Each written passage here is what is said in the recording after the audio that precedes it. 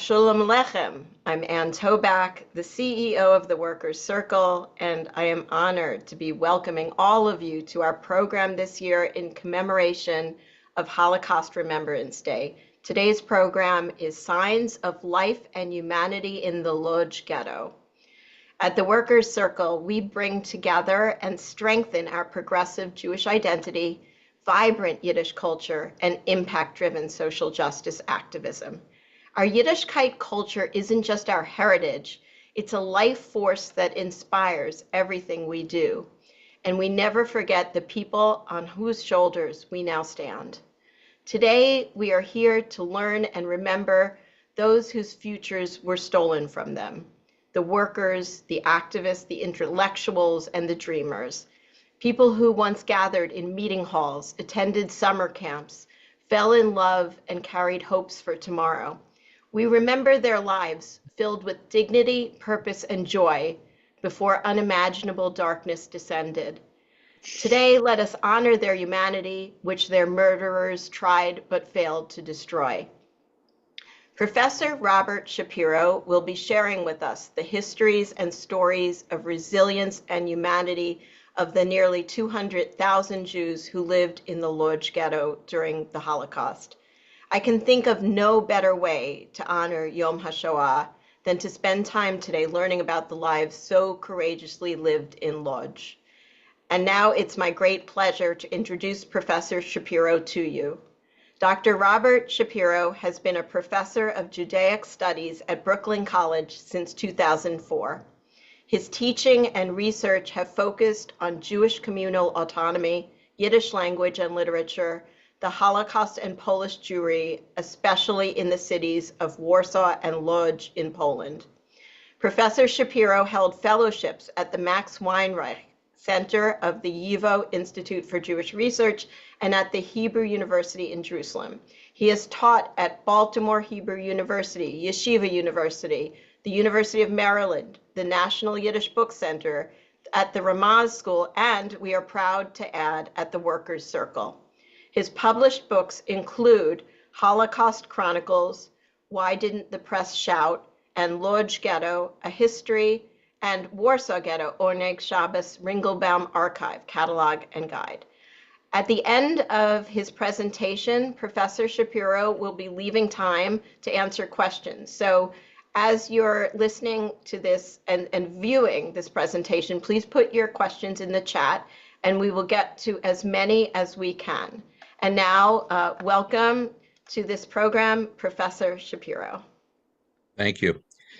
We're going to start this session with a montage of photographs. These are images that are in archives in Washington, in Warsaw, in Jerusalem, in Frankfurt, in Germany.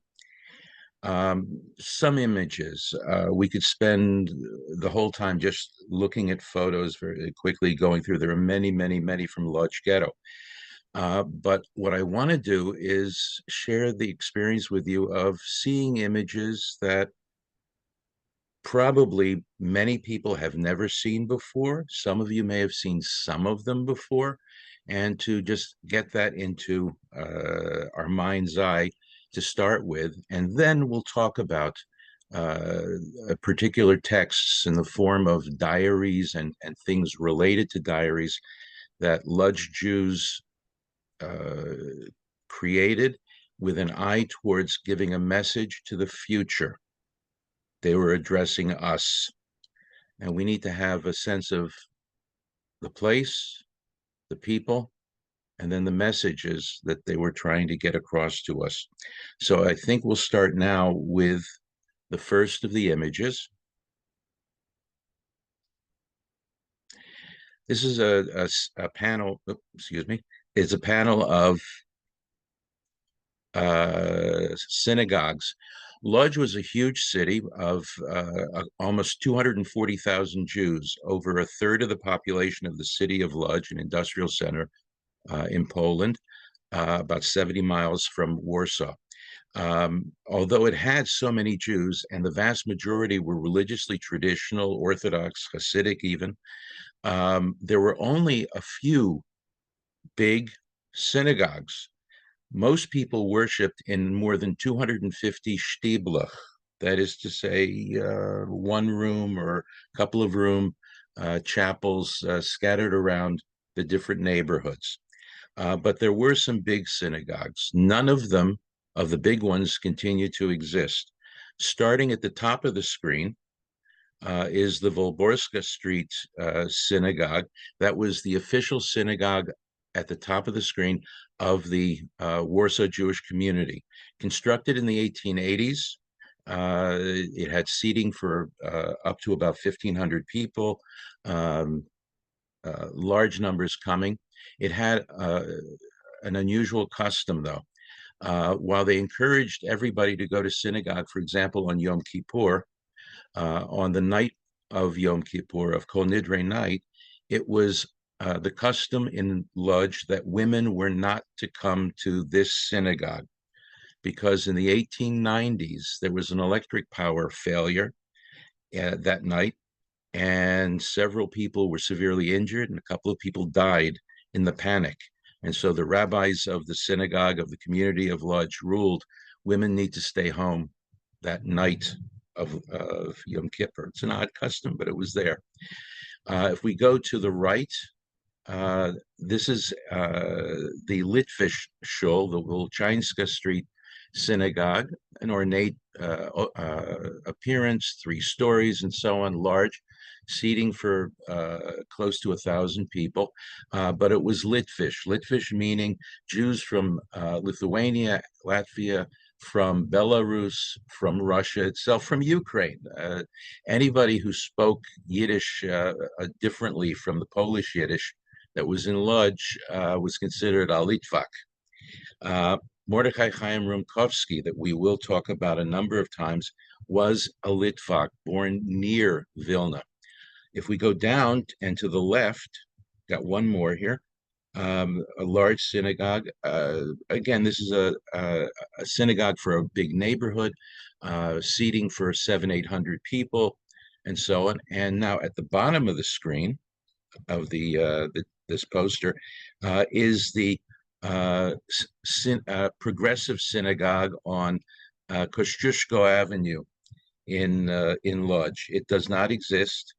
None of these large synagogues exist now because in the fall of 1939, the Germans blew them up or burned them down, one of their first acts.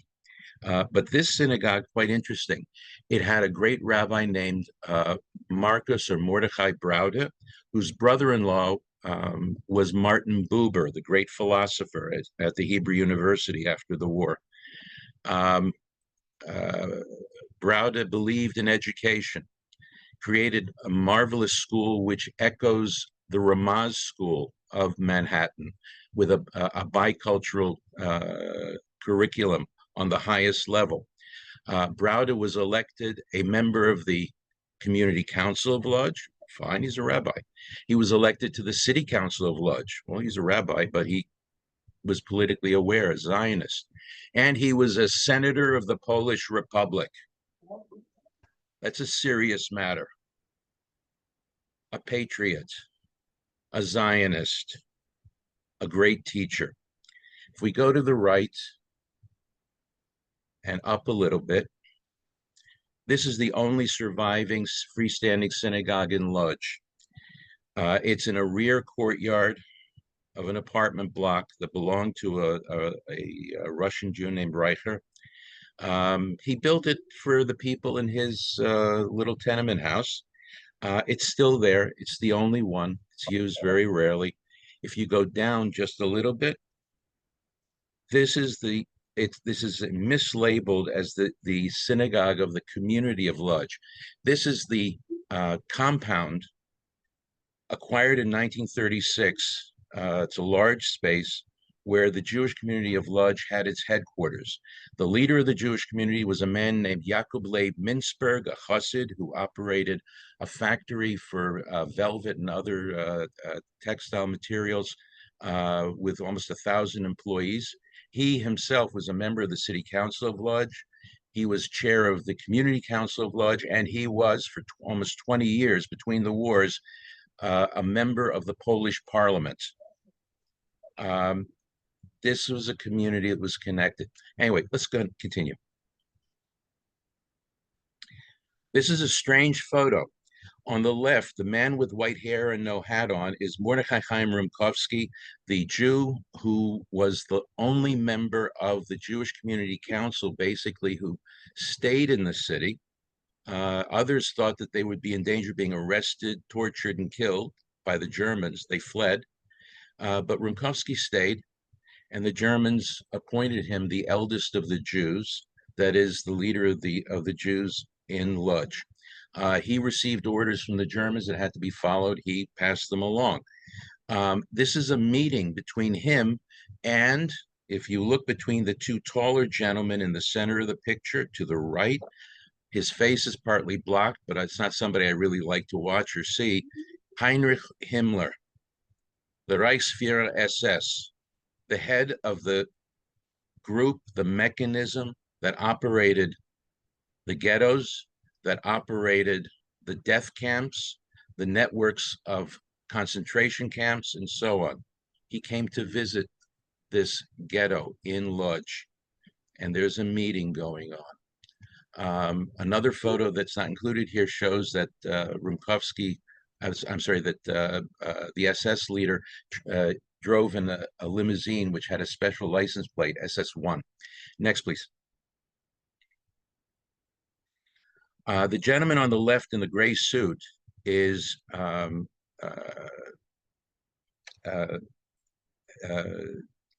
Bibov, Biebow, Hans Bibov. He's from Bremen in northern Germany. He's a man in his mid-30s. He was a coffee merchant in Bremen, and avoiding military service, he managed to become named the German Ghetto Verwaltung director. He was the chief administrator overseeing a ghetto which at one point or another contained almost 200,000 or so Jews and existed longer than any of the other ghettos. What he's doing here is taking a walk in the ghetto, and this is a color photo. Most photography from World War II of the ghettos is black and white. The AGFA Corporation, which was a part of the IG Farben complex, the AGFA Corporation developed color photography for consumers to use. Initially, it was expensive. They produced Leica cameras that could handle it. They produced the film. A Jewish man in Lodz bought one of those cameras and bought a supply of that film, expensive, but he bought it, and that was confiscated. The chief accountant of the German administration, a man named Walter Genevine, took the camera for administrative purposes to take pictures, and he's walking around with his boss taking pictures in the ghetto. This is a marketplace. Individual Jews were terribly impoverished. People lost their assets, they lost their money. The Polish currency was not good in this ghetto. There was a special currency called the Rumki, named after Rumkowski, had a picture of Rumkowski on it, that it had no value outside the ghetto. People needed some money to buy some more food or medicines and so on. They sold everything they had. Next, please. Another marketplace, stuff on the ground, clothing, tools, pens, toys, anything that might be sold. Next, please. In one of the workshops, the Lodz Ghetto eventually managed to survive for almost 4.5 years, 2 years longer than the Warsaw Ghetto because of these workshops. Rumkowski's associates, managers of factories, took advantage of the fact that Lodz was a center of the textile industry. Jews were active in it, were leading figures in that whole industry. They had skilled workers. They knew how to run a business, and they could do it efficiently.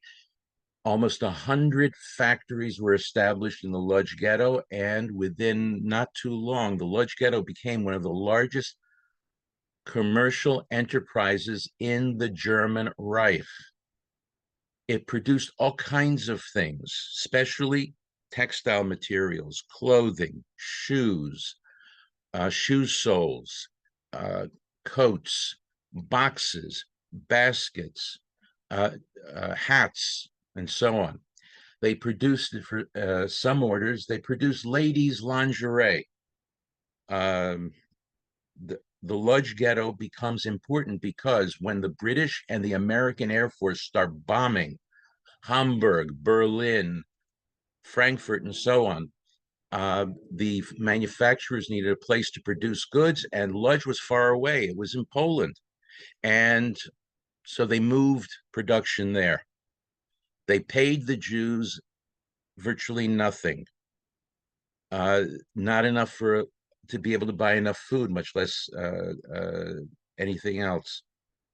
But the Jews worked, and they worked hard. Continue, please.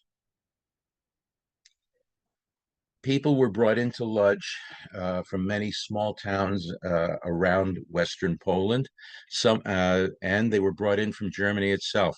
In the fall of 1941, about 20,000 German-speaking Jews from Germany, from Luxembourg, from Bohemia, Moravia, what's now the Czech Republic, were shipped into Lodz, along with later in the year, many Jews from small towns and cities in Western Poland, Central Poland, people arriving.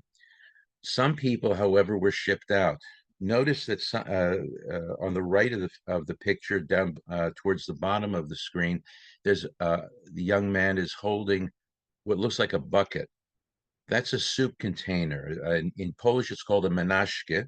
That is like a food container for traveling around. It's important. People had to have that because their basic food was soup. Nothing more than water in it and a few scraps of other things. Next, please. Bebov. Behind him is his official car and the sign on the windscreen that he is the administrator of the Ghetto Verwaltung. The Ghetto Verwaltung employed hundreds of supervisors looking over the operations of the factories in the ghetto and everything else in the ghetto. They stole vast quantities of property from Jews, confiscating things. Rumkowski cooperated in this because it meant he could get food brought in. Unlike the Warsaw Ghetto, where there was a lot of smuggling into the ghetto, including lots of food, relatively speaking, the Lodz Ghetto had very little smuggling going on into it. Lodz was much more isolated than Warsaw. Warsaw was in the middle of the greatest Polish city on the planet. The ghetto was there, and there was a sewer system that could be used to get out of the ghetto and get back into the ghetto. In the case of Lodz, they were in an area that was overwhelmingly controlled by the Germans directly, in an area where Polish currency was no longer used, and in a region of the city of Lodz that had no sewers. They were totally isolated. Continue. Working. Notice this picture, the man in the center of the picture. These other men are busily working on mechanical devices, fixing them and so on. Every one of them has his head down. He's working, he's working, he's working. That man in the center of the picture. Notice it is the center of the picture. I don't know if this was intended by Genevine, the accountant who's taking photos. This was a color photo, it's faded some, but he's focused on this man and his eyes. What is he thinking? Doesn't he realize that looking directly at that German official is a challenge? Or can he not stop himself? It's a remarkable action. We don't know who he is. We know he likely did not survive. Continue. Jews who were unable to work, who were very old, Jews who were very sick in hospitals, children under the age of 10, In September of 1942, 15,000 of such people were shipped out, supposedly being resettled to farms where they would do work. Some people ask, what do you mean? Children of 3 and 4 and 5 years old are going to do farm work? Rumkowski's response was basically, be quiet. We have to give them up. Otherwise, everybody dies. He literally said in a public gathering in front of 1,500 Jews, mothers and fathers, give me your children. Should an entire community of over 100,000 Jews die when we can save it by sacrificing the treasures, children, the elderly, patients in the hospital beds? Continue. This man, he's an Orthodox Jew. How do I know this? Because he's got a beard. Notice the other fellow to the left. He has a beard. It's not trimmed very short. It's what's left of his traditional beard. He's not wearing a hat, though. The other fellow is wearing a hat. Why is he not wearing a hat? Notice where his eyes are. Is he looking at the camera? Short answer is no. He's not challenging.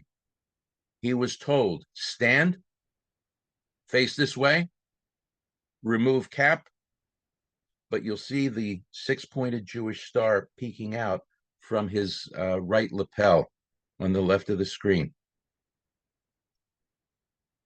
Continue. Another workshop. Everybody's got their eyes down, focused on the work. The manager in the white coat, in the back, the fellow with the striped hat and the armband, that's a Jewish policeman. There were 500 or 600 Jewish policemen in the Lodz Ghetto. Continue. Rumkowski at a place called the Balut Square, which was kind of a neutral zone where goods produced in the ghetto were shipped out and goods shipped into the ghetto were brought in. There's a meeting going on here. Notice the limo behind Rumkowski. Rumkowski's the gentleman with the white hair, sorry. He's talking to several men in brownish suits. Brown was a popular color among the Germans. Notice the boots, the jack boots that they're wearing. That became a fashion in the Lodz Ghetto for administrators to wear jack boots. Behind Rumkowski, though, is a fancy car. It's not his car. No motor vehicles, with one exception, but no motor vehicles were allowed inside the ghetto for Jewish usage. Instead, when Rumkowski traveled in the ghetto, behind, in the back of the scene here, in the center of the image, there's a horse-drawn carriage. That's Rumkowski's official carriage as head of the ghetto. Next. There was a postal service in the ghetto for the 200,000 Jews who lived there. For a time, at various periods, letters were delivered from outside the city of Lodz to the ghetto. Sometimes they were from other ghettos. Sometimes they were from other countries even. Things were delivered. Sometimes parcels were sent by relatives through different services in Europe to the ghetto. Mostly, the postal service was local only, and things were delivered. The letter carriers were sung about in folk songs that developed in the Warsaw Ghetto and the Lodz Ghetto because they were bringing potential good news or bad news. Next, please. The only motor vehicle allowed for Jews to operate in the Lodz Ghetto, is a fire truck. And the only reason that the Lodz Ghetto had a fire truck was, well, they had a possibility of fire. There were textile factories and paper factories. And so they had to have this because the Allianz Insurance Corporation, with branches in Italy, Switzerland, Poland, Germany, France, and so on, still exists. The Allianz Insurance Company was approached by the Ghetto Verwaltung, the ghetto administration the Germans had. They wanted to insure the buildings of the factories and other facilities in the ghetto against fire damage. The Alliance sent an agent to inspect the ghetto. We don't know if he wrote in the report that this is a place where there are 200,000 people starving to death and they're being put to slave labor, but he noted the buildings and he wrote, they must have a fire truck. And so this fire truck was brought in. Continue. Jewish children. Until October of 1941, Rumkowski, the Jewish ghetto leader, made sure that there were schools and programs and activities for children of all ages, and they provided supplementary meals for them at school to help them deal with the lack of food at home. Notice most of the boys in the front row, if you look carefully, you'll see they're holding either a pot or what looks like a super large cup and so on. These are meant to contain soup, and maybe they'll drink, eat the whole ration that's given to them. They might save it to take home to feed to a younger sibling or to another relative they'll have at home. Virtually all of these children were then kicked out of schools because in October of 1941, the Germans shipped in tens of thousands of German Jews and Luxembourger Jews and Bohemian Moravian Jews. They had to have a place to live, to sleep. They were put into the classrooms. Schools were closed. The following September of 1942, the so-called Sperre action, the curfew action, resulted in virtually all of these children that you see here and thousands more being deported and killed. Next, please. What do you sell at a flea market when you're trying to make some money? Well, Jews have books. Jews like books, lots of books, lots of books. Some of these are Talmud, some of these are novels, other things, and they're packed in convenient bundles. Were people really going to buy bundles of books to read? Jews did read. There were libraries in the Lodz Ghetto, as in the Warsaw Ghetto and the Vilna Ghetto and so on. But these books were sold out of desperation. These books would be used as fuel to cook food. The pages would be torn to use as toilet paper in the latrines that everybody, with a few exceptions, was using because there's no sewer system in the ghetto area. Next, please. All kinds of things. This man down on his knees is showing, hands demonstratively, all the bargains that he's got in front of him, this and that, and all kinds of other things. Behind him, you'll see piles of hats, piles of men's trousers, piles of shirts, other things. The men and women, overcoats on, with the Jewish stars on the front right breast. They had to have it on the back as well, otherwise death penalty offense. Next, please. Street scene again. You see tracks for a trolley. The trolley doesn't go in the Jewish neighborhood for the most part. Next, please. If we could get closer to the woman in the center of the picture. Oh, okay. If we could. Okay. Look at that face again. What is she thinking? What is she feeling? This is an imposition on her. And she's standing there with the yellow star on. Next picture, please. Another flea market.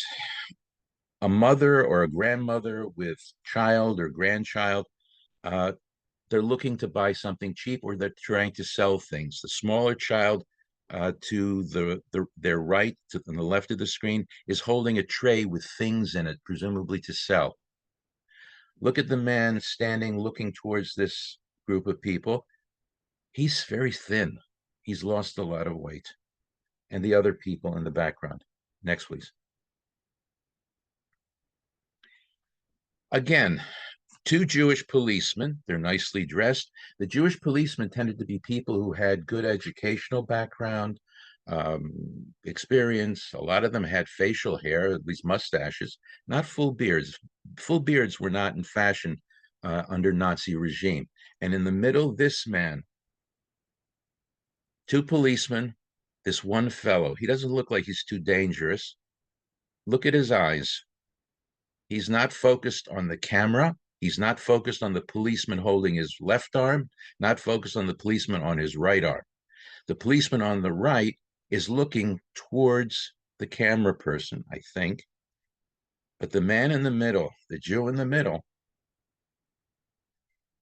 is he horrified? Is he panicking? Is he resigned to his fate? Hard to know. The photo captures a moment in time. Next, please.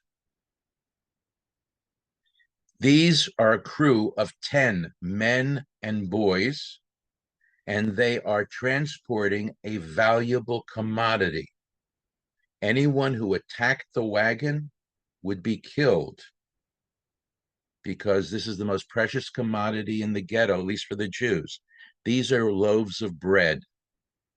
Each of the loaves of bread weighs approximately 2 kilograms, 4.4 pounds. The nickname in Polish slang, in Polish Yiddish slang in the Lodz Ghetto was a mamiczke.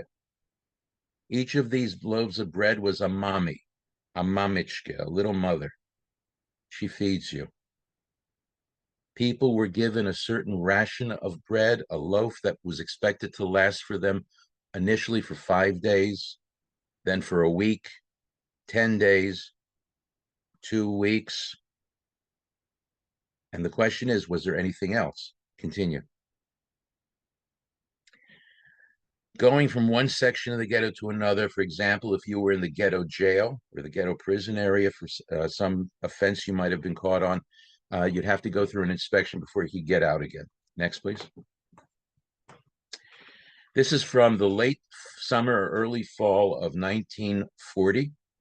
The ghetto was established officially between February and the end of April of 1940. In that late summer, early fall period, a group of socialist Jewish young people, they would have been members of the Arbeiterring in New York, easily.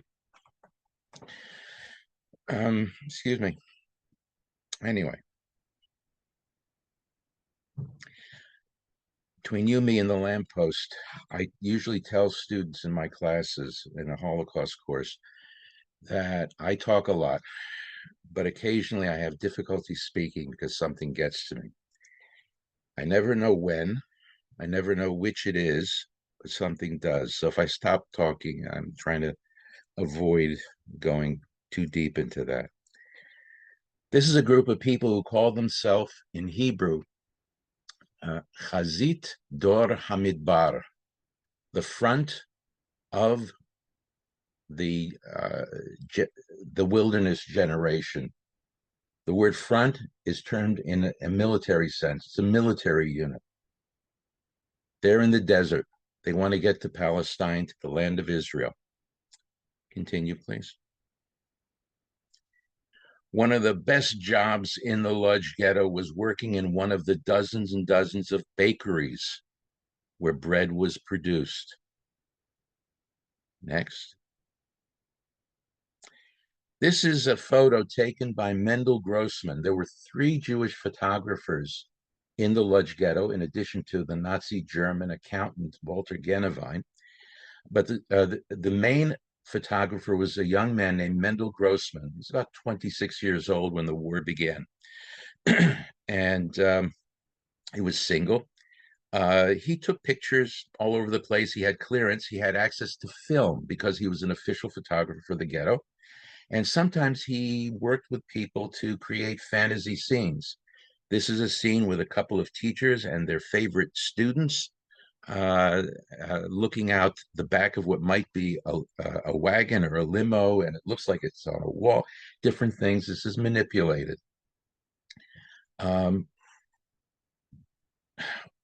Grossman, the photographer, had his overcoat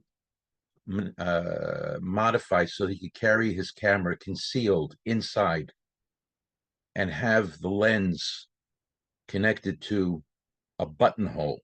So he took pictures the Germans would not have allowed. Some of them have survived. Continue. I said there are no sewers in this part of Lodz. People have natural needs. They need to defecate, they need to urinate. Latrines were dug in the courtyards of tenement houses, apartment buildings. But those latrines would fill very quickly and they had to be emptied. Groups of people who could not find any other work that they could make some money on to buy extra food or any food. One of the jobs that they might be attracted to eventually is being in what the Germans called the Scheißkommando, the shit unit. It was their job to go from building to building, courtyard to courtyard, and with buckets, pull up, dump into the tank on the little wagon, and then they had to pull and push the wagon to the area where it was dumped and emptied, and then start all over again. The smell on these people and around these people was remarkable, and they are working, and they were doing it to live, to survive. Continue. These people look kind of happy and prosperous. They are not starving. These are members of, well, there's a note that somebody put on the photograph, the ghetto elite. Notice the woman in the center. She's smiling and grinning and so on. Her coat is manipulated so that you can't quite see that she's wearing a yellow star on her right breast, on the outside of the coat. Look at her shoes or her footwear. She's wearing leather boots, high boots. That's a sign of connection to power and influence in the ghetto. The men are wearing light colored overcoats so that it's kind of hard to make out the yellow star that's on the front and on the back. They look fancy. There was such an elite, a tiny percentage of the management in the ghetto. Continue, please. This is looking in through the main doors of the entry to a huge Catholic church, the Church of the Holy Mother, the Virgin Mary. It has two huge spires, postage stamps and other artwork created in the Lodz Ghetto frequently included that as a landmark. The church was decommissioned, so to speak, because it was inside the designated ghetto area. It was used to store bags and bundles and bundles of clothing and bedding and other textile goods that arrived from somewhere. The Jews in the ghetto used these materials either to make new garments, or if they were of a better quality, to just clean them, iron them, bag them, and send them off. These items were sent to people who needed clothing in Germany as a gift from the Führer. Occasionally, a German distribution point in Berlin or in Hamburg or in Frankfurt would send a letter of complaint to the authorities in Germany that the garments that arrived or the sheets that arrived had blood stains on them. They didn't like that. And the word went back to Lodz, make sure the blood doesn't show. Next, please. Bunch of people on the street. It's cold winter day. It's really cold in Lodz. And the gentleman in the sort of short jacket with the collar up on the left of the screen is Yankele Hershkovitz. Yankele Hershkovitz was a tailor. Yankele Hershkovitz was, however, a really talented Gramenmacher. He could make up rhyming lyrics, which were set to music and became popular folk songs in the ghetto. Making fun of Rumkowski, making fun of what people do to have something for a meal, making fun of the fancy folk who are the operators and manipulators. Yankele Hershkovitz's music survives. Around 1969 or 70, a Lodz Jew in Paris recorded them. The songs are available, the songs of the Lodz Ghetto. Yankele Hershkovitz himself survived the war.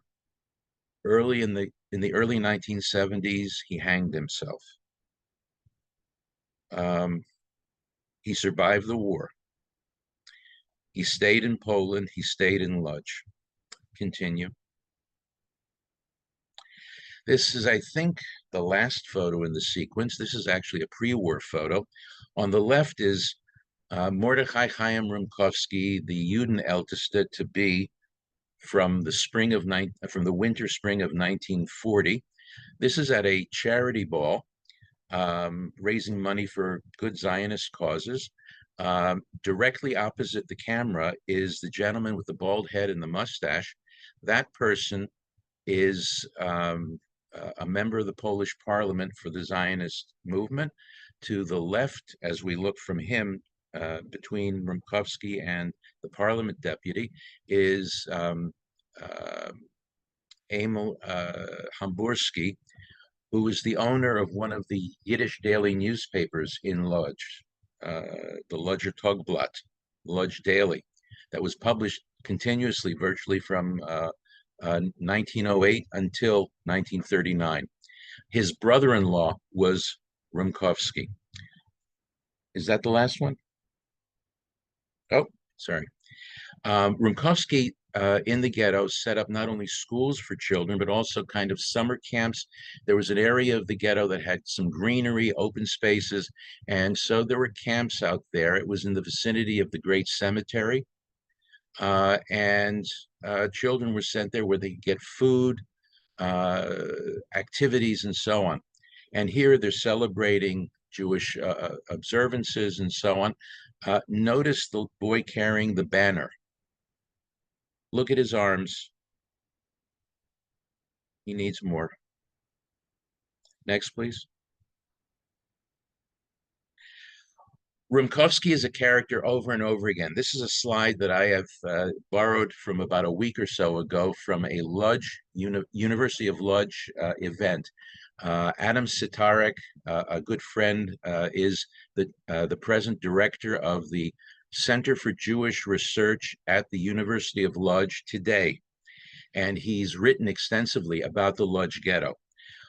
He has a list of things. What were the activities that Rumkowski was involved in before the war? He was married, but had no children. His wife died in about 1937 or 38. He was devoted to activities. He wanted to be rich, but he went bankrupt a couple of times. But he was active in social programs. He was a member of the Herzliya Society, a Zionist group, co-founder of the Yavne Hebrew School, and patron of the Shalom Aleichem Kindergarten. He was a member of the board of directors of the Orphans Home on Passage Schultz Street. He was a member, along with his late wife, had been of the Lodz Association for Assisting Obstetricians and Infants at the Gynecology and Obstetrics Clinic at 15 Sterling Street. That's the Poznansky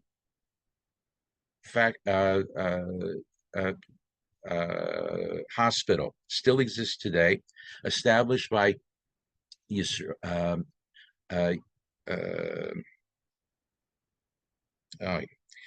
Kalmanovich Poznansky, who was at one point the largest textile manufacturer in Lodz and possibly in Poland in general. And he believed in helping Jews.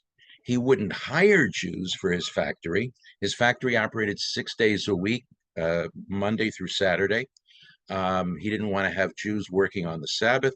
And Jews also have this tendency to join unions. Got to be a problem. Poznansky had 7,000 employees. Supposedly a journalist from one of the Yiddish papers came to interview Poznansky and toured some of his facilities in the factory and so on, and institutions he supported. And Poznansky said that he had 7,000 people working in the factory. And then they visited the hospital, and there are over 100 patients in the hospital. And Poznansky was specific. All of these patients are Jews. They are treated at my expense. And the journalist supposedly asked, well, how many Jews do you employ at your factory? 12 out of 7,000. And supposedly the Jewish journalist said in Yiddish, Alavai volt gewein verkehrt, nor Goyim in Spital bei Jiden und nor Jiden arbeiten bei Jiden in Fabrik. Should be the opposite. Let the Jewish hospital treat only non-Jews. and let Jews work in the factories that Jews operate and make profit from.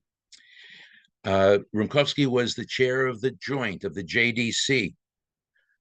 He was chairman of the General Committee for Children's Homes that provided food for poor children. He was the vice president of the Lodz branch of the Central Committee for the Aid of Orphans. The organization is called CENTOS in the Polish acronym. Member of the board of directors of the Lodz branch for protection of Jewish health, which found that so many Jewish children were tubercular or pre-tubercular. Co-founder of the Union for Reconvalescent Soldiers, Jewish soldiers who needed to recover from their war injuries. He was chairman of the board of directors of a boys' shelter called a bursa.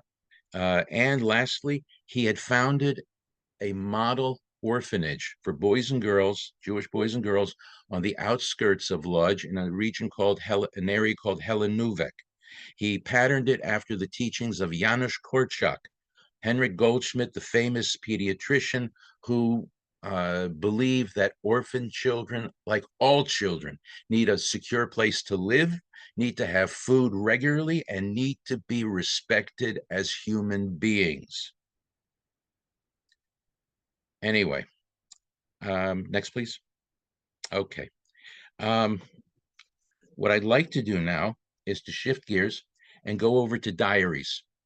In particular, diaries. In Yiddish, the word diary is a togbuch. The diary is a way in which a person who has something happen, he wants to remember it, or she wants to remember it, or think about it, can write things down. It was a place in which Jews who were enslaved in the Lodz Ghetto could express themselves in their privacy. In some instances, they were doing this in order to preserve documentation of basic facts so that after the war, if they survived or if the diary survived, there would be some testimony. We don't know how many people kept diaries in the Lodz Ghetto. It was probably a lot, but we don't know how many. We only know of the ones that have been discovered and survived. The ghetto itself was a small area, no more than about 4 square kilometers. That's roughly 1.5 square miles. It's not a huge area. It's smaller than Central Park. The isolation of the Lodz Ghetto was virtually total. As I mentioned earlier, there was virtually no smuggling into the ghetto because there was no way to avoid being caught by one of the guards and being shot on the spot. People could not sneak out of the ghetto and hide on the Aryan side, as it was said in Warsaw.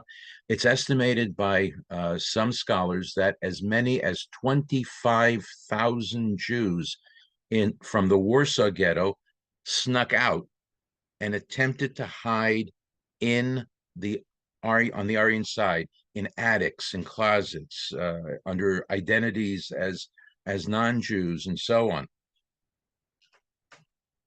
A majority of those Jews ended up losing their lives, but some survived, like the pianist in the famous novel and movie that some of you are familiar with. In Lodz, that was not available. Lodz, which had over 200,000 people locked up in it at one point or another, the total number of Jews who managed to sneak out and hide was no more than 12. 12. They were hermetically sealed in. So, what to do? Make the best of the area that you're in. Only 2 of the diarists of the Lodz Ghetto that we know of are definitely survived the war. One of them wrote in Yiddish, one of them wrote in Polish. There were diarists in the Lodz Ghetto who also wrote in German. Some wrote in Hebrew. There is one diary that we'll talk about a little bit that is in English, at least to an extent. Some of the diaries that were conceived and retrieved were found in the ghetto itself after the war. One diary was found in the early 1960s, was found after the war, I should say, several years after the war, near crematorium number 3 at Auschwitz-Birkenau. A Jew who was deported from Lodz, probably in August of 1944, when most of the population that was left was sent out, took with him his precious possession, a diary written on about 350 sheets torn from an accounting book, written in Yiddish, and it was found twice. Once by a member of the Sonderkommando, a yeshiva student originally from Chechanovitz. The second time by somebody doing some repair work in the vicinity of the crematorium and found the funny looking pages with the odd writing. Only a few diaries from the Lodz Ghetto have been published in full in their original languages. So we know of some of them. A number of the diaries, as I said, were originally written in Yiddish or Hebrew, and parts have been published. The first of the diaries to be published, though, was interesting. It's I'm stretching things to say it's a diary. It's a siddur. The book itself is a siddur called Sharei Chaim, The Gates of Life. The book was printed in either 1902 or 1903 in Vilna, in Nusach Sfard, which means it's the style of davening tool that is used by Hasidim, not by most Ashkenazi Jews. It ended up leaving Poland sometime after World War II was over. It arrived in British Mandatory Palestine in 1947 and ended up being shipped along with a bunch of other books, Sfarim, Chumashim, things, to the home of a Jewish scholar in Haifa. And as he opened up the Sharei Chaim or Derech Chaim siddur, which is a large siddur, the kind you have on the rostrum in a synagogue, he saw that there was handwriting. Some of it was in Hebrew, some of it in Yiddish. He published, this scholar of biblical material, published some things from this odd diary, but he misunderstood the writing, misunderstood the references. The diary covers a period from the beginning of the ghetto, February of 1940, until August the 17th of 1944. That is, the last 2 weeks of the ghetto's existence.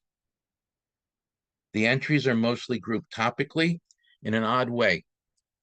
Passover section, the Passover davening, Pesach davening. It's written on that page in the margin, laconically, das erste Tovshin Beis, which is the Hebrew for 1942. Das erste Mal gegessen Chametz auf Pesach. The first time I ate bread, chametz, on Passover, 1942.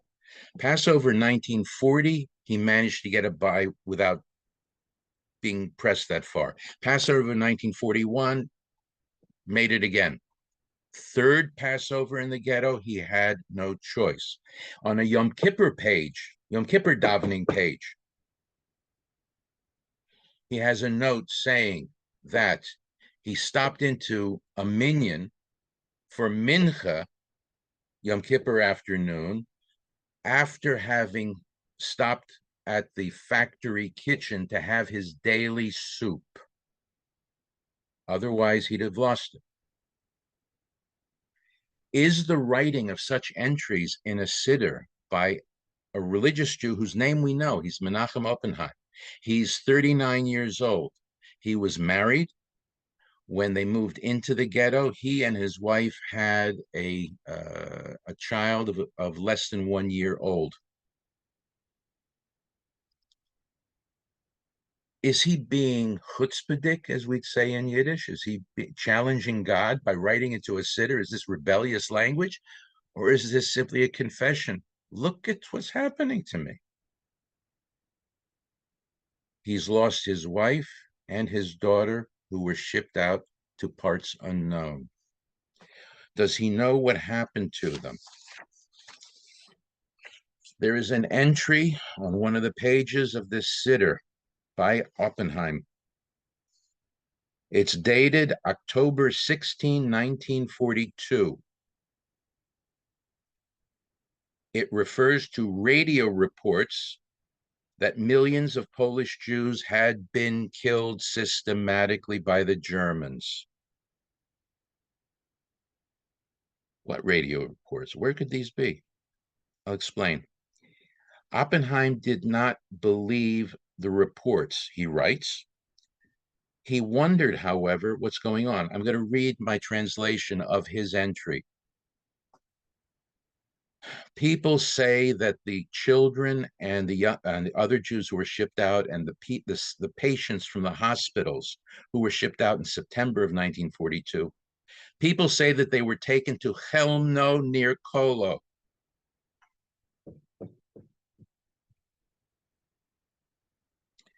He knows the name of the place. Chelmno was not widely known. It was the first operational death camp. It was closest to Lodz. Jews were sent to Chelmno as early as January of 1942. Over 50,000 over the course of that spring, that winter, spring, and then the summer. Anyway, people say that they were taken to Chelmno near Kolo, and there's a gas works there where they are gassed. But I believe that something else happened with the Jews of Warsaw and Kielce and Krakow. He knows that what's happening to the Jews of Lodz is not a one-off. Something is happening with everywhere. In the largest Jewish community in Europe, 3.5 million Jews in Poland before the war. When I remember my beloved wife, child, mother, sister, brother, brothers-in-law with their children, I hope that they're alive and that soon I'll rejoice with them. If not, then why am I tormenting myself?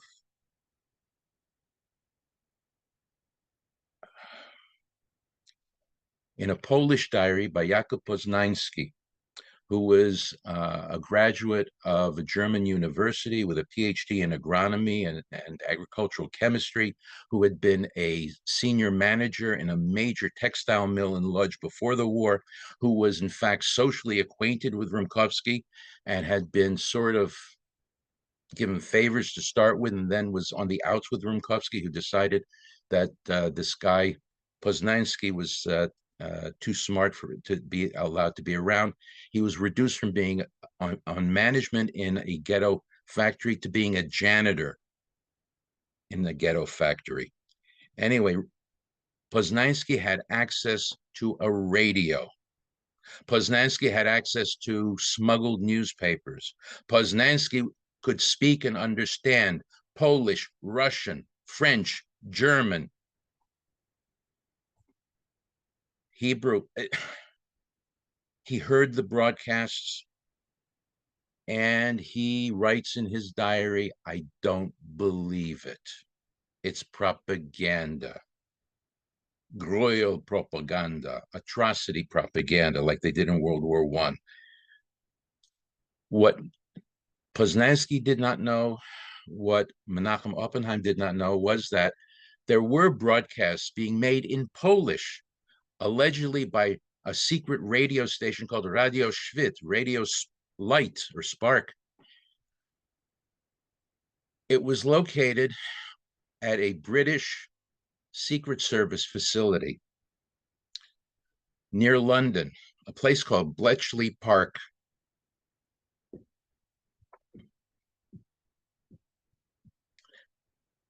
Bletchley Park was where the first computer was put together by Alan Turing,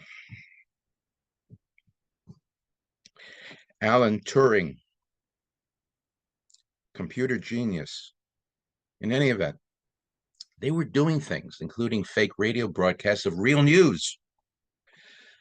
Emanuel Ringelblum, in his diary in the Warsaw Ghetto mentions hearing such broadcasts that said in May 1942, for example, in one of his diary entries, that Jews are being killed in large numbers, they're being gassed. He also mentions in another diary entry that he heard on the Polish radio broadcast that apparently is from England, that Zofia Tchaikovsky, a young scholar, Polish-born, but had been living in Paris, had somehow survived the invasion by the Germans, crossed the Atlantic, and arrived in New York to be able to give a paper on Jewish labor history at YIVO. And it was announced. Things. In an entry dated April, I'm sorry, excuse me, Menachem Oppenheim, in an entry dated October 18th, 1943, mentions that he goes to a place where he hears a newspaper read, a smuggled newspaper. The newspaper is smuggled in from outside the ghetto. It's probably the German language Litzmannstädter Zeitung. Litzmannstadt Zeitung. The Germans renamed the city of Lodz after a World War I German general, Litzmann. So it's Litzmannstadt. The entry from in Oppenheim's diary. A newspaper is smuggled in from town. The impresario first gives it to be read at the bakeries, where he gets a piece of bread as payment. Then he goes to the managers of each of the big factories. They pay him. Later, from 6 to 8 p.m. in the evening, 12 to 14 people gather at the barber shop as guests, and the door and the shutters are closed and covered, and someone reads it aloud, and all listen. One pays 2 marks for listening to the newspaper. It's the one and only sign in the ghetto from the rest of the world. It's really worth it to give 2 marks, to pay 2 marks, which are a half day's wages. Because one sees that the war is not standing still, for the battles are taking place on both sides of Kiev, west of Smolensk, near Homel, and near Kremenchug. These are specific places. There were battles going on. Of course, they were getting the German version. Yesterday, a conference took place in Moscow with London and America about opening a second front. Possibly when that were to happen, Oppenheim writes, the war would be over. Will we live to see it? The final entry in the diary of Oppenheim is dated somewhere between August 15 and August 17th, 1944. He and his 8 roommates are barricaded inside a room that is where the door has been hidden with some kind of a closet cabinet. I am writing these words, but God knows for whom. The ground is ever hotter. The culmination point of to be or not to be comes closer from day to day. Let's hope that the God who helped me and others from dangers will continue helping. As far as we know, he didn't survive. The diary did. One of the great Polish poets, one of the greatest of the Polish poets, is Adam Mickiewicz. Died in the 1850s while trying to raise a Jewish army to fight against the Tsar. Adam Mickiewicz was Polish in language and culture in many ways. His mother was part of the Frankist movement by background. That's another thing for another time. Mickiewicz believed that music, poetry can survive. The phoenix of poetry, the phoenix of humanity, arises whole from the flame. And one of his greatest works, Adam Mickiewicz's Polish poems, is Pieśń ujdzie cała. The song will arise whole from the flames. Anyway, I have not been following the clock, so I'm going to ask, are we getting to the point where we need to give people a chance to ask questions? We'll have some discussion. We do. I've let Okay. everyone know. Thank you so much. It's hard to interrupt you because your speech, your talk has been so compelling and meaningful and moving to all of us. And I've been following the chat. It's been people are just thanking you, and you see the hearts. But there are some very interesting questions, and I'd like to give you a few of them. The first, a number of people have asked about the role of the Jewish Labor Bund in Lodz. And some people have referenced the Workers' Circle was founded by members of the Jewish Labor Bund, and we remain very, very proud of that heritage. So if you could speak about the Bund before and in the ghetto. Okay. I don't want to forget to mention two prominent lodgers who came to America. One was named David Dubinsky. From 1933 until 1936, from the depths of the Depression until the Kennedy administration in the White House, he was the president of the International Ladies Garment Workers Union, ILGWU, ILGWU. Another lodger who came at the age of 9 before World War I was a man named Leo Rosten, the author of The Joys of Yiddish, among other things. Um, Anyhow, regarding the Bund, Bund was a power in Lodz. Lodz was known as a red city in many ways. In 1936, the Polish Socialist Party, together with the Bund, received a huge successful turnout in the city council elections, so successful that the central government of Poland canceled those elections and essentially blocked the left from taking over in Red Lodz. Ephraim Lozer Zelmanovich, Zelmanowicz. You might have known the Zelmanovich family. That the son of Ephraim Lozer was very active in, I think, in the Arbiter Ring and in YIVO and related things. I had the privilege of Yes. meeting him a number of times. His late father, Ephraim Lozer Zelmanovich, wrote a wonderful memoir, the story of his life. He survived the war.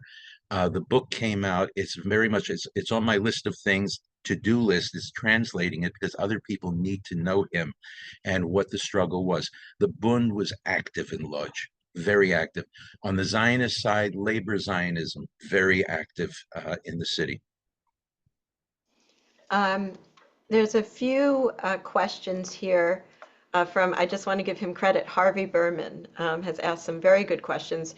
One is about the attitude of Jewish policemen toward their job, toward other Jews, and the attitude of ghetto residents toward the Jewish police.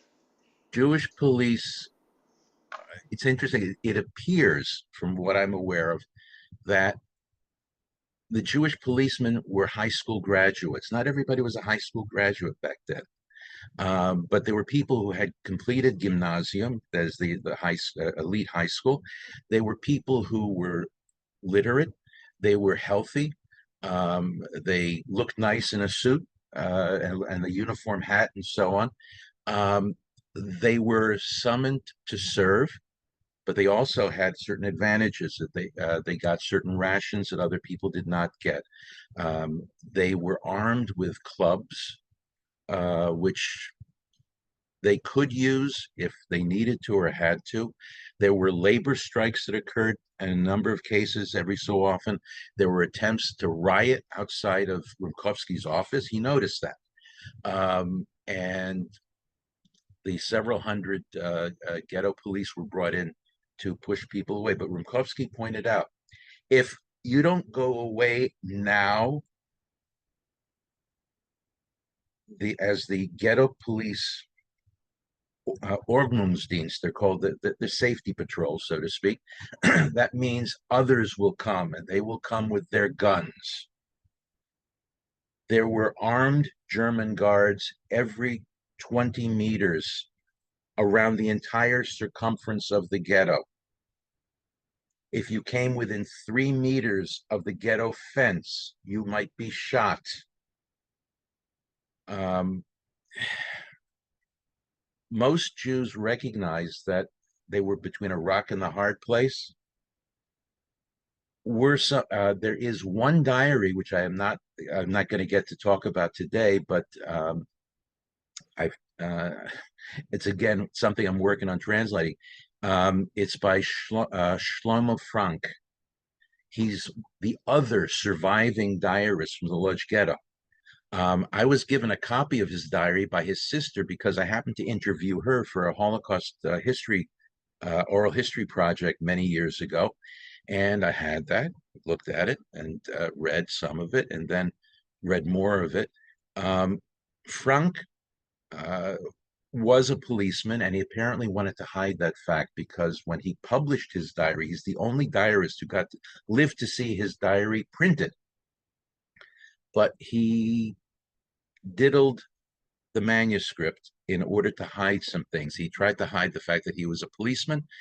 What we do know, Lucian Dobrashitsky, the late Lucian Dobrashitsky, who was my teacher and the person for whom I wrote my doctoral dissertation on the Jewish community of Lodz. Dr. Dobrashitsky, when he was on the staff of the Jewish Historical Institute in Warsaw in the 1950s, got a copy of the diary from the Lodz Ghetto by Frank, read it, and then found that he had seen some of the material in the archive. He found typescripts and found that they were different. And then he checked some files and he found that there was somebody named Shlomo Frenkel, not Frank, but Frenkel, similar name, in the 3rd district of the police, the 3rd precinct. And he further found that some of the materials that Frank quotes include suicide notes. Who has suicide notes? 1, 2, maybe. Who's got half a dozen or 10? He had them accessible because they wrote those things down. They kept them in files. Many of those files survive. Being a ghetto policeman is a problem. Was it the same as being a capo at Auschwitz or at Chelmno and so on? But it's a topic that's controversial, that's worth discussing. There were some capos who were evil and some who were helpful. My father was at Auschwitz and was a 16 or 17-year-old. He was raised in a family of Hittelmachers, cap makers. And in some off time on a Sunday, he's sitting with some scraps of material and making a hat, fixing a hat. A German comes by, a German with a gun comes by, SS man, and says, "You know how to make hats?" Jawohl. "You know how to make a hat like this?" The SS officer's hat? Jawohl. "I'll send you the material. I'll pick up the hat in 2 days." German goes away. The capo who's listened to this comes over to my father and asks him, "You don't know how to do this, do you?" It's not the same thing as making a baseball cap when you make a uniform cap. Capo in this case said, "I'll take care of it." He took care of it. And that's why I'm here to lecture to you today, which is for good or for ill. I, I, some people did what they could, some wouldn't. I would like to mention a group of several hundred Greek Jews from Salonika who arrived at Auschwitz in 1944. They were young men. They were at attention and they were told that they were being incorporated into a group that would be doing work in the special area. The Salonika Jews didn't understand German very well. Somebody translated for them eventually, and they got the idea they'd be working where the crematoria were. And they did something which nobody did. They said no. It was clear that the Germans would not take no for an answer. They were killed.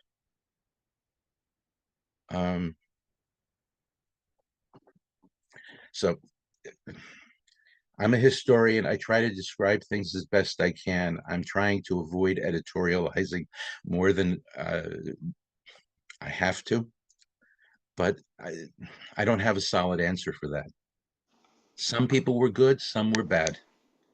The question about Rumkowski, is he a total devil from hell, or is he something else? Was he an abuser of little children? The evidence is mixed. I believe Lucille Eichengreen, who is a survivor of Lodz, who has written and left published in English a couple of memoirs in which she initially says she heard about abuse by Rumkowski of young women and very young girls. And then in one memoir, she says she was one of those who was abused. Lucian Dobrashitsky, my teacher, was familiar with her and said she can be believed. And again, Rumkowski kept the Lodz Ghetto going for 2 years longer than uh, uh, the Judenrat leader of Warsaw, who, when he was told, you have to start delivering 5,000 or 7,000 Jews a day, every day, until we get up to whatever total we want to resettle them. And they have to include children, and they have to include the elderly, and they have to, and pointed out, your wife is one of 200 hostages who will be killed if you say no. The head of the Judenrat in Warsaw reached into his desk drawer, pulled out a little bottle, and took cyanide and killed himself. There were people who criticized him in Warsaw for being a coward. He was a good man, and faced with a choiceless choice. Rumkowski was put literally on the last train out of Warsaw. I'm sorry, out of Lodz by Bibov himself. Uh, what happened to Rumkowski at Auschwitz is controversial. Nobody knows for sure. There's one school of people who argue that when he arrived, that a Jew from Lodz who was in the Sonderkommando, whose nickname was Moshe the Chassid, grabbed him, dragged him into the crematorium, and threw him alive into an oven. Another version is that he was beaten to death. Another version is we don't know. Oy. Anyway, do we have time for some more questions? If Yes, possible, yes. I'm willing. I think I have to tell you, we have the vast majority of people still with us. Your talk is chilling, compelling, emotional. It's keeping us all, on our I don't know seats. if it's professional or not. That's one criticism, but I'm involved, and it's not. I know people who cry about football results or baseball results. That doesn't bother me. This stuff does. Anyway, I another question, please, or a comment, Yes, anything. I think it's interesting. Lauren Cassiars says, can you talk to us about other records as recorded by Jews in the ghettos that survived the war? Well, the the Ghetto Verwaltung, the German department that oversaw the ghetto, has records that total about 1 million pages. It's been digitized. It's accessible online. Then there's the matter of the records of the Juden, the Älteste der Juden, the official title of Rumkowski, but that was the name of the administration. Theoretically, he was the only Jew who had a responsibility, but he had to get all the other Jews to follow him in these things. The records are extensive. There is a daily chronicle that was produced in the central administration of Rumkowski's government in our administration in the ghetto. A staff of between 12 and 15 people produced for virtually every day from 1941 through July 30th of 1944, almost 4.5 years of detailed records. It was produced in Yiddish and in Polish, and it included the weather for every day. It included the numbers of births and deaths. It included information about transports of people into the ghetto or out of the ghetto. It included descriptions of events in the ghetto or holiday observances, or that it was for a time, Rumkowski made it so that the day of rest, one day out of 7, day of rest in the ghetto, was Shabbos. That's nice. And then the Germans figured out Shabbos, that's giving the Jews something. The Jews were told you can have one day of rest, but it has to be Sunday. And so Shabbos got lost. There's a diary by a young woman who's 13 or 14, written in spring of 1944. It's not a long diary. It was discovered in San Francisco, of all places, a few years back, when a Soviet Soviet immigrant, I don't know if she's Jewish, Soviet immigrant arrived in California, and her mother had been a medical doctor with the Russian units that liberated Auschwitz in 1945, January 1945. And her mother had found some documents, but she couldn't read them because they were in Polish. And so she took it as a souvenir. The souvenir stayed with the family from 1945 until the mother died, and then the widowed husband and the daughter, they emigrated to San Francisco. In San Francisco, there is a Holocaust library and study center. She took the manuscript to that institution and asked, "Can you tell me what's in this?" And they said, "It's not Russian." If they had Russian, they could read it. It's Polish. So they contacted people in New York at YIVO, and they said, "Well, there are people in Lodz who can read this." They contacted people in Lodz, and the people in Lodz contacted me in Baltimore and said, "We got something here." And I said, "Send me some scans." And I read, young girl describing how on Friday evening she gets to go to a meeting of the Benos. Benos Yisrael is the Agudas Yisrael Orthodox girls movement. They're having programs. She talks about having a Passover Seder, spring of 1944. But the problem is, who's going to conduct the Seder? An older aunt had known how to read the Haggadah and conduct the Seder. She died. Who was going to do that for them now? She had cousins who were a few years older, 18, 19. Could they do that? Maybe they could. There is a vast amount of material about the Jews in the ghetto. There are dossiers, there are files, there are photographs, there are tens of thousands of images of the Lodz Ghetto. There would be more, except some of those images ended up at Kibbutz Netzarim near Yad Mordechai, outside the northern tip of what's now called the Gaza Strip or Gaza. In 1948, when Israel declared independence, the Egyptian army sent a force of 10,000 with tanks, aircraft, machine guns, mobile artillery, but they had to get past two kibbutzim. One was Netzarim, and the other was Yad Mordechai. Netzarim, they smashed, they got through. Yad Mordechai held them up for 6 days and 6 nights. If you've seen the movie Exodus, and there's a scene of children being evacuated, drugged, so they should be silent at night. That kibbutz, that story happened at Yad Mordechai. At Netzarim, they were overtaken.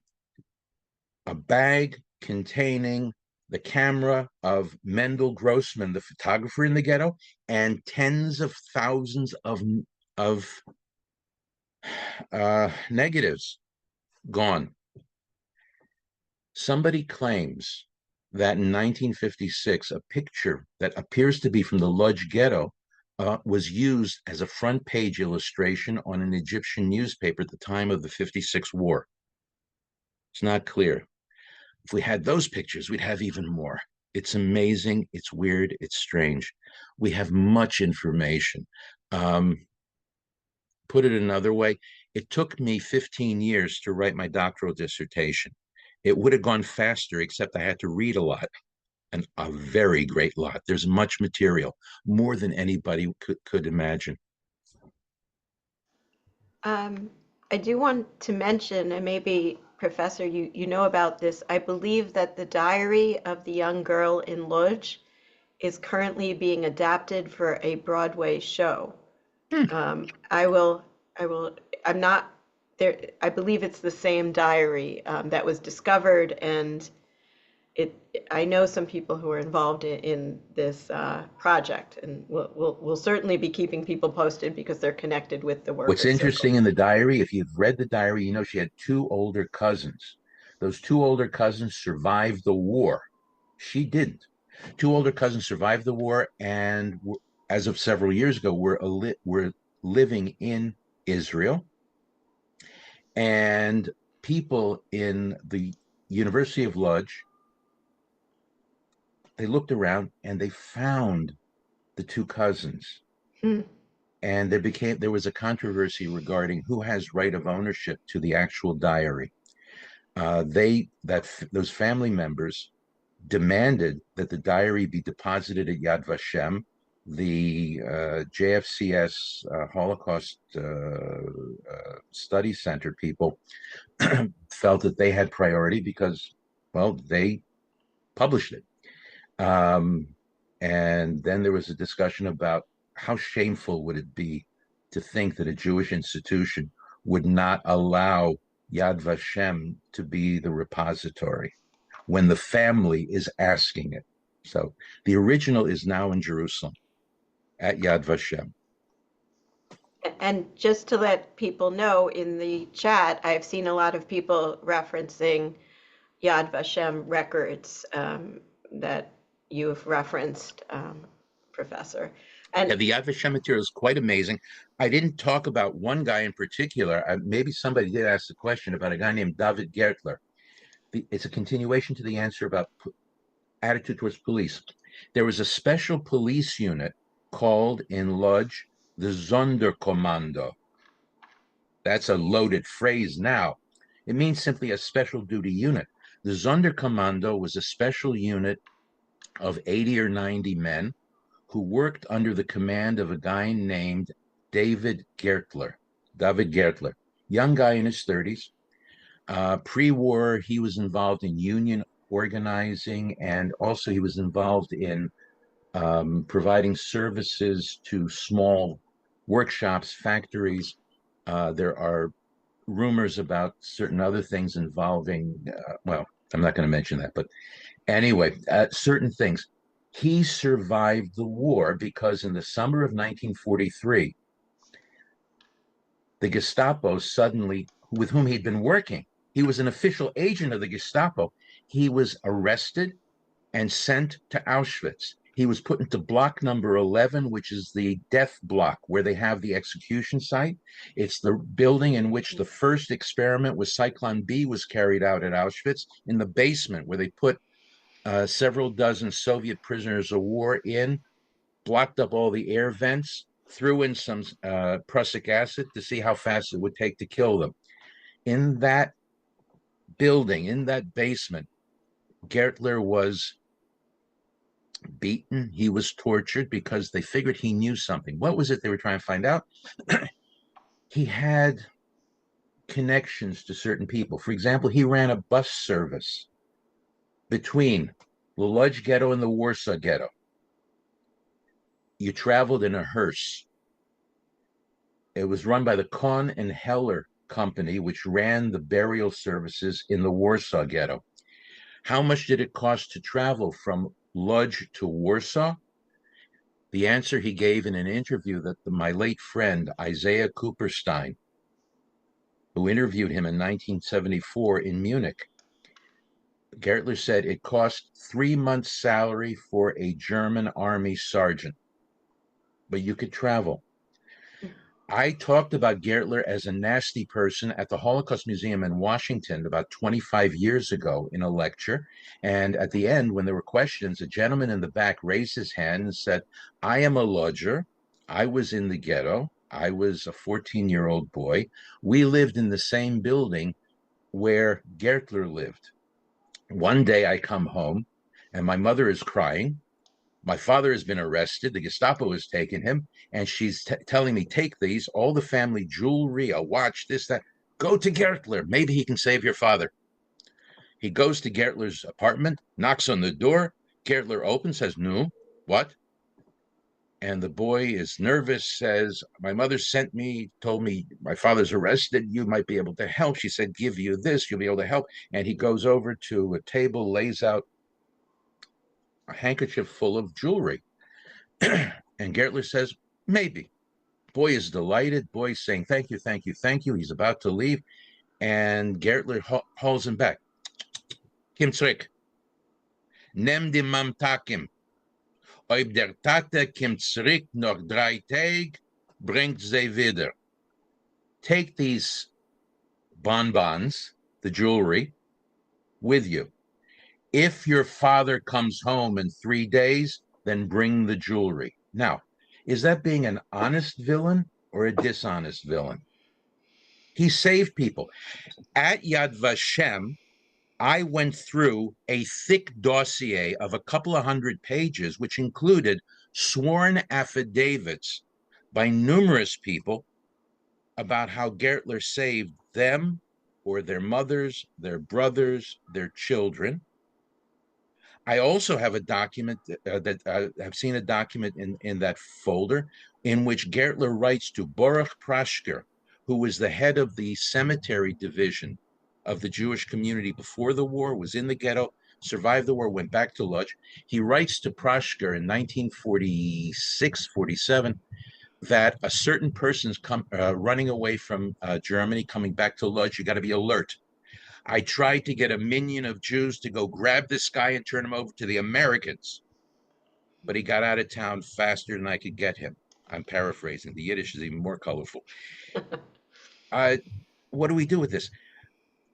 When I looked in that folder, when I was at Yad Vashem in the archival reading room, I opened the folder, and on the top of the first sheet in the folder, there's a little piece of notebook paper, like 2 or 3 inches wide, 4 inches long, and written on it in Hebrew is a very laconic statement.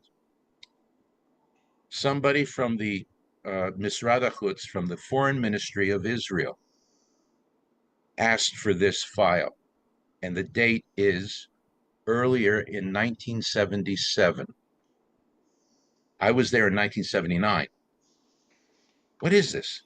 And what I think it is that Gertler wanted to visit Israel at least once before he died. He couldn't get into the United States. The file includes rejections of his multiple appeals, even though he had affidavits for rescuing people. He wanted to visit Israel. He died, I believe, at the end of August of 1977, that very summer. He wanted to go, he never got to. So what do? I believe that there is a need for a full-scale biography of this Gertler, and I think there's a movie in it. Somebody who committed acts which were considered to be despicable, but who also saved people. It's like Robin Hood, and I'm not sure who else you could cross him with. Um, People were very, very mixed. At one point or another, Rumkowski was almost, quote unquote, overthrown, and Gertler almost took over. How did Gertler survive? There were factions in the Nazi German government and military. David Gertler literally knew where the bodies were buried. That is, which German official, which German military officer, which SS officer had committed an act of corruption or benefited corruptly, who got killed, and so on. Gertler was tortured. He didn't speak. They couldn't break him, but somebody wanted him to stay alive so they could torture him again and see maybe they get the information out. He survived. He spent the rest of his life living in Munich. Now, I happen to have been born in Munich. I have no knowledge of any connections there, but there are issues of what happens. Some Jews could not leave Germany. They stayed with it. It's a dramatic story. It's a significant one. It has some distasteful elements to it, but what do you do? Uh, there's a lot that people want to know, should know. Somebody's got to work through it. So we clearly didn't schedule enough time, but I'm hoping that you will join us again and again, I'll say, because this is truly a these are stories that I know must be told, and Lodz is such an important part of Jewish heritage, Jewish history, Yiddishkeit. I wanted to end with one final question, Professor, which is somebody here talks about their family. I believe at least one of their parents surviving the Lodz Ghetto as a child. And you speak about the deportation, the tragic deportation of so many of the children in Lodz. How would some children have survived and those deportations and survive the Holocaust to join us? Some people had the luck of either themselves being influential or being close to somebody who was influential and might be able to put a thumb on the scale of fate. Um, some people were deported, but instead of going to Auschwitz or Chelmno, they might have been sent to another slave labor facility. As to the child, how old was the child? For an infant to survive borders on the miraculous. In a typical year, pre-World War II, Lodz had 3,000 births a year in the Jewish community. In the entire period of 5 years of the ghetto's existence, there were fewer than 900 births. There weren't that many infants around. Many of them, most of them would not have survived, did not survive. There were disease issues and major problems, but some people did. When the Russians arrived at Auschwitz in January 1945, which is the reason for the commemoration now, for international commemoration of the Holocaust Day, they found some children as young as 5, 6 years old. They were found. The Germans weren't as efficient as they wanted to be. Their ambitions were much greater than their grasp. Thank you, Professor Shapiro. One last question. You were speaking about Gerer, whose life a movie should be made out. Gertler. Gertler. Could you spell it? Some people want to Oh, do some sorry. research. David Gertler. The first name David, like David. Gertler. Gertler. If you look if you go into any of the Holocaust histories that deal with Poland in particular, if you go, well,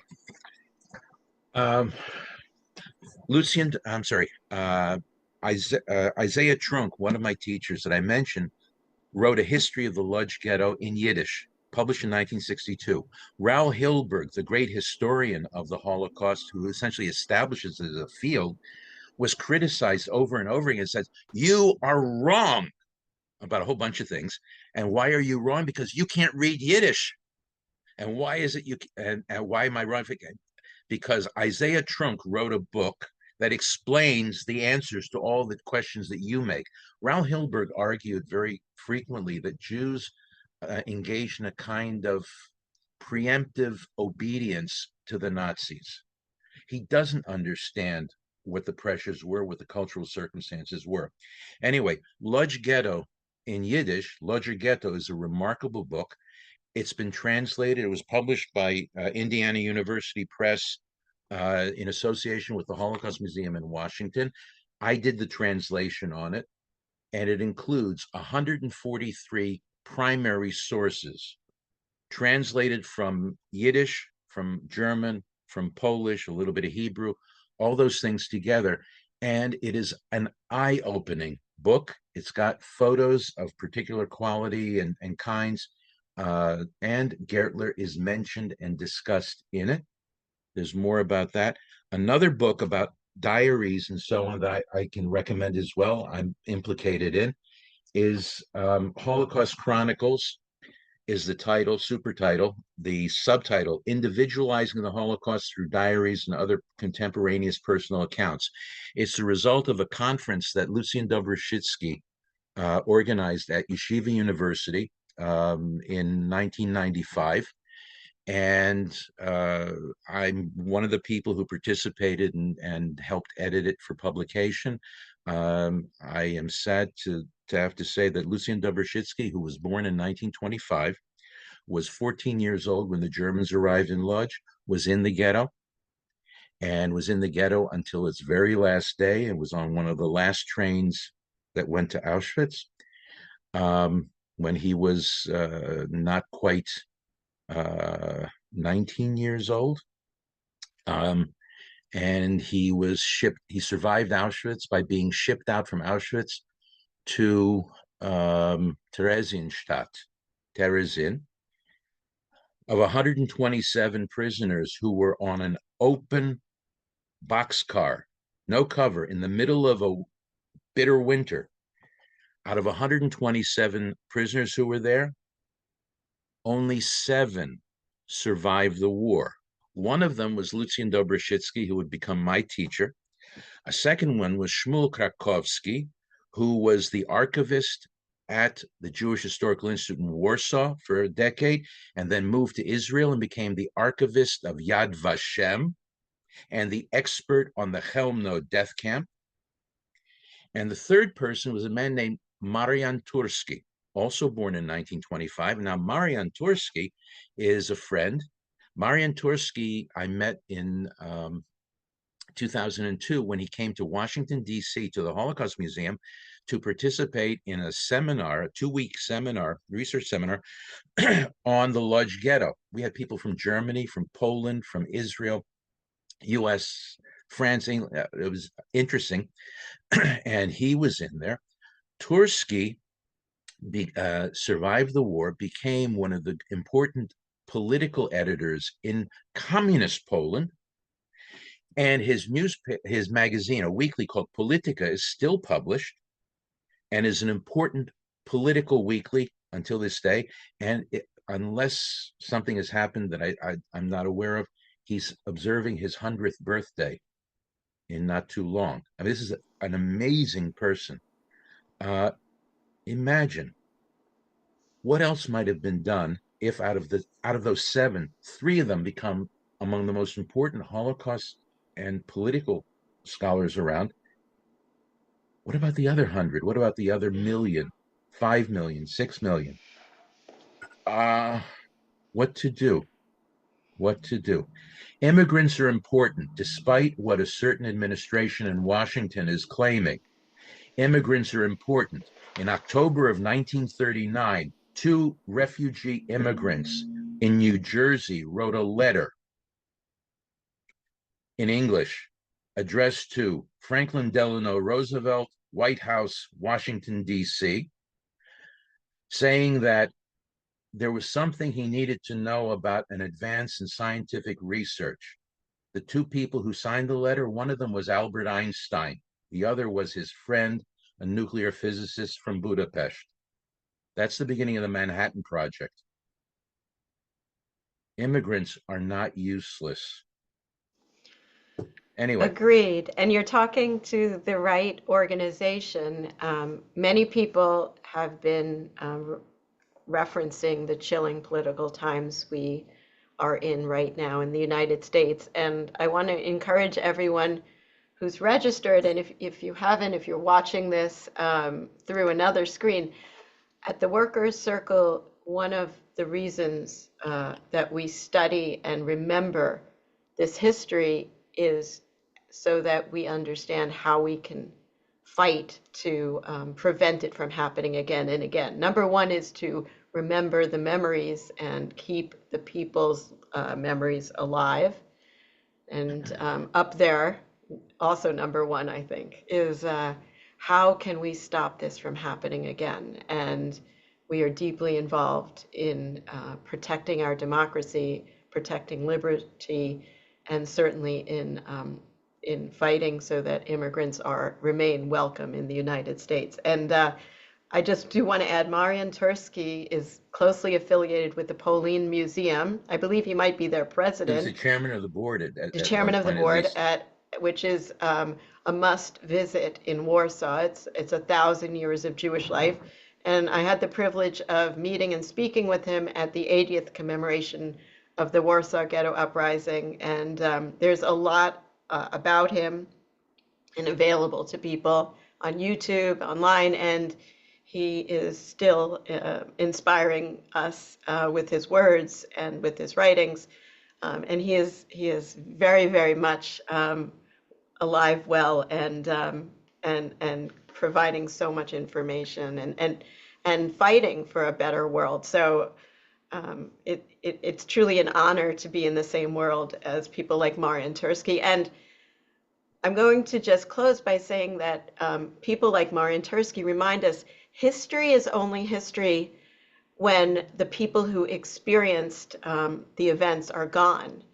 The Holocaust truly isn't history because the survivors are still amongst us, and we should keep that in our thoughts tomorrow on the 80th commemoration, and the work you're doing, Professor Shapiro, to keep this information alive as it becomes history.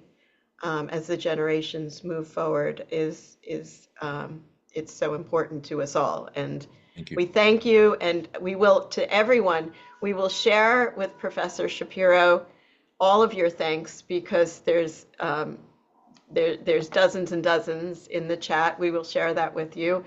And as I said, we have an open invitation. I hope we can schedule more conversations, so critical discussions and learnings like this. Thank you. Ashenem Dank. And all of you will receive information this week, referencing so much of what we've talked about, what we've learned about today. So thank you, sei gesund, and I wish all of you well, and thank you for joining us, and especially thank you to Professor Shapiro. This has been an incredible time learning with you. Thank you. Thank you.